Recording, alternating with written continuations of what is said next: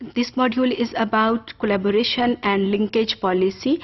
ये पॉलिसी आम तौर पर हायर एजुकेशन इंस्टीट्यूट्स जो हैं उसमें एग्जिस्ट करती है, क्योंकि वहाँ पर बहुत सारे लिंकेजेस डेवलप किए जाते हैं इंडस्ट्रीज़ के साथ भी, और इंटरनेशनल कोलैबोरेशन को भी देखा जाता है. लेकिन बहुत सारे स्कूल्स हैं जो कि प्राइवेट सेक्टर में हैं, वो भी इंटरनेशनल लिंकेजेस बना रहे हैं. And community linkages can be made by, rather they should be made by every school. तो अगर आप चाहे वो लिंकेजेस बना रहे हैं या बनाने का सोच रहे हैं, this that should be in writing. There should be a proper policy for collaboration and linkage. A set of principles and procedures specifying the establishment of academic linkages by the institute is termed as linkages policy. Why do we need a formal policy for collaboration and linkages? To provide a framework for student staff exchanges and research collaboration. कि अब एक sometimes linkages की बात ज़रूर होती है और ये कहा जाता है कि our institute promotes international linkages, लेकिन अब ये कह देना काफ़ी नहीं है. There should be a proper framework कि कैसे जो है वो लिंकेजेस डेवलप किए जाते हैं और किए जाएंगे, and how students are going to experience exchange process. To secure long-term commitment to a project, similarly to gain the approval of foreign governments or to obtain third-party funding. So इन सब चीज़ों के लिए एक फॉर्मल पॉलिसी की ज़रूरत होती है. इसमें इंक्लूड क्या किया जाता है इस पॉलिसी के अंदर? Operational definitions of the key terms like academic linkages से क्या मुराद है, नेशनल लिंकेजेस क्या होंगे, how you are going to define national linkages, how you are going to define international linkages, informal linkages, formal linkages, approval officer, approval authority, institutional resources etcetera.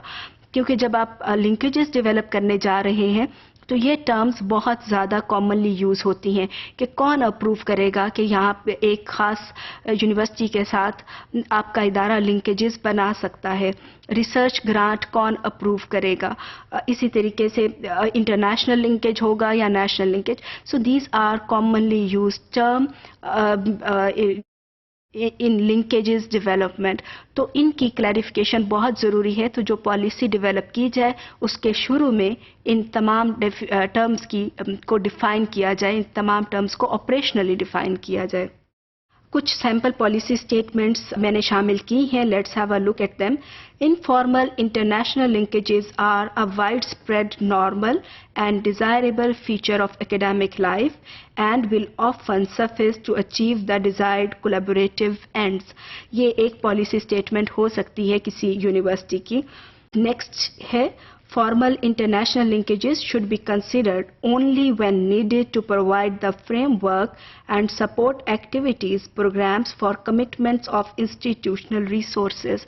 तो जो ये second वाली है ये हाईलाइट कर रही है कि इंटरनेशनल लिंकेजेस सिर्फ और सिर्फ उस सूरत में डेवलप किए जाएंगे when it is considered that there is going to be support regarding commitment of institutional resources, चाहे वो human resource हो और चाहे physical resource हो. अगर resources को फ़ायदा नहीं हो रहा, so then there is not going to be any linkage. Duplication and redundancy in formal international agreements should be avoided. कि जितने भी आपने कोई ऑलरेडी चल रहा है एग्रीमेंट उसी को डुप्लीकेट करने की ज़रूरत नहीं है.